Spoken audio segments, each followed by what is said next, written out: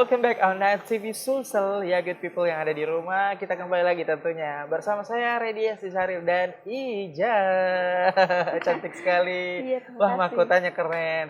Nah, tadi selain di Firman Star, kemudian apa yang IMP itu apa sih? Impian Mega Pageant. Impian Mega Pageant. Yang boleh ceritain nggak di mana dulu, terus yang kedua kemana, ketiga kemana, keempat kemana, dan kemudian empat-empatnya bersamaan.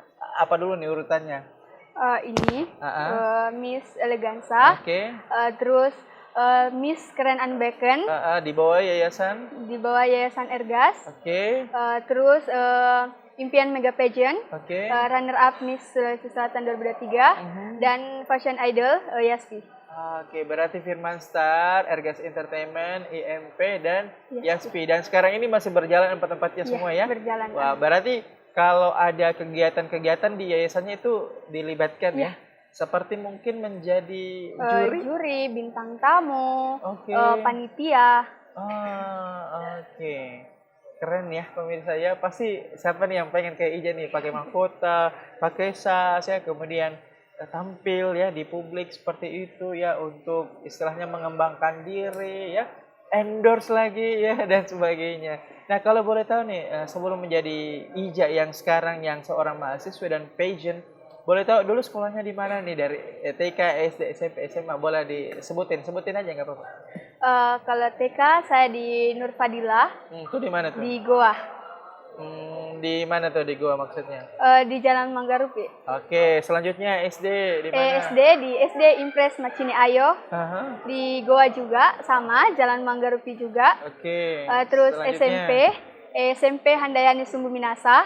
Sama dia di Goa juga, di Jalan Agus Salim. Oke, dan selanjutnya? Nah, ini nih yang paling menarik karena saya mempunyai 4 SMA. Lah, kok bisa? Pindah-pindah karena seperti yang awalnya ya saya bilang. Saya dulunya tomboy. Seperti yang mama lah yang kayak, ih nakal banget sih gitu, suka berkelahi. Iya. Gitu. Enggak apa-apa, disebutin aja SMA, SMK-nya itu di mana? Yang tempatnya disebutin aja nggak? Ya, yang pertama saya SMA di SMA 6 Takalar. Oke, selanjutnya.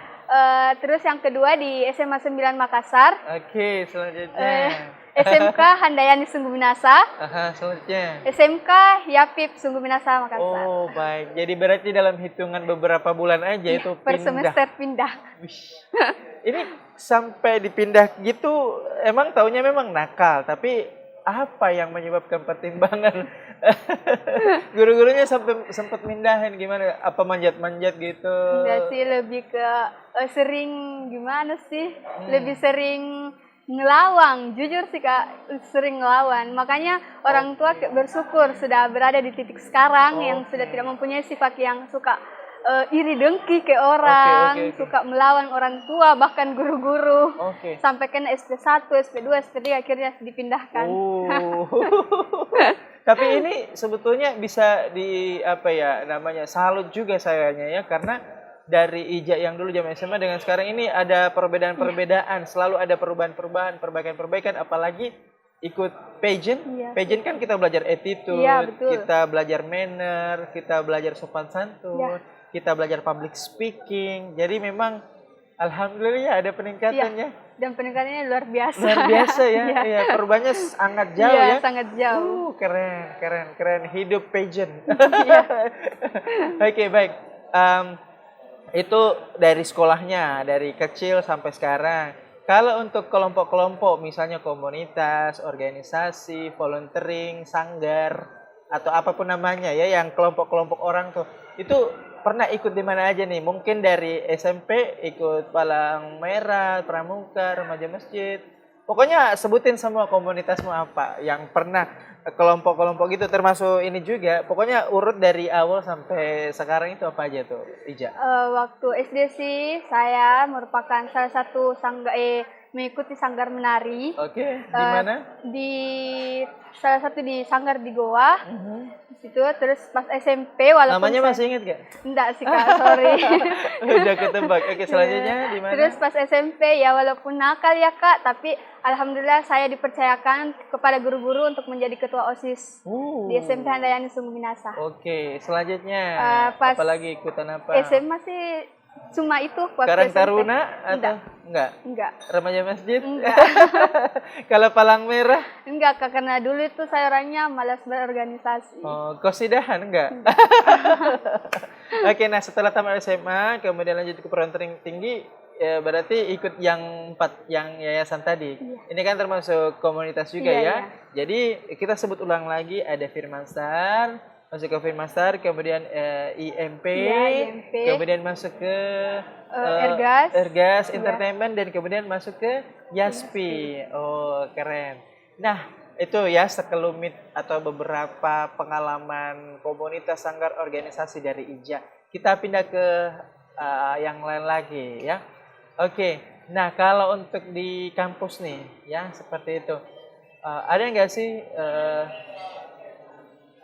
teman atau dosen gitu yang istilahnya punya hubungan komunikasi yang baik dengan mereka sejauh ini?